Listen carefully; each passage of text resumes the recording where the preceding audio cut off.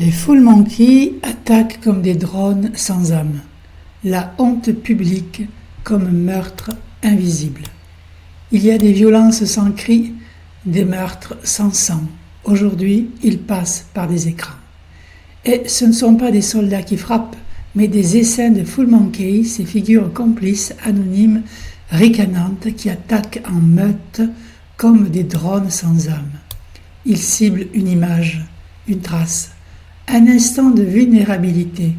Et ce qu'ils pulvérisent, ce n'est pas seulement une photo, c'est une identité en construction, une arène moderne.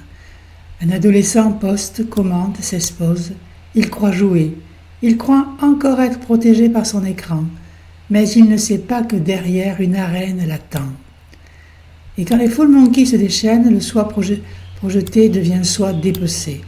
Ricanement, commentaires, moqueries, détournements, tout est bon pour faire de son image une souillure. Et c'est insupportable, car l'image n'est pas qu'une apparence. C'est un morceau de vécu, une empreinte de l'âme. Alors surgit la honte, et parfois le saut dans le vide. Des adolescents disparaissent, poussés hors d'eux-mêmes, hors du monde, pour fuir une opprobre insoutenable.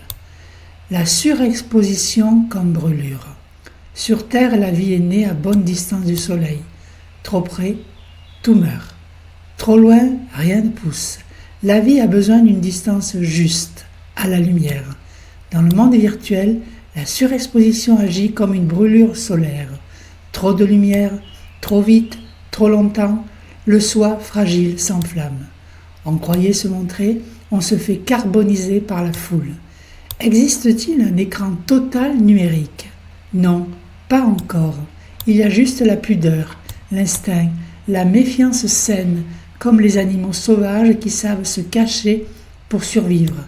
Ils protègent leur invisibilité, source et secret de la vie. Mais dans notre monde, on pousse à s'exposer toujours plus. Et personne n'enseigne le droit à la discrétion, à la lenteur et au silence. Une question de survie psychique. Les full monkeys ne sont pas des animaux, ils sont des instruments sociaux. Ils ne rient pas par innocence, ils tuent à coups de moquerie partagée. Ce n'est pas du harcèlement, c'est une mise à mort symbolique. Et tant qu'on ne nommera pas ce ricanement comme une arme, d'autres enfants tomberont du haut des gradins invisibles.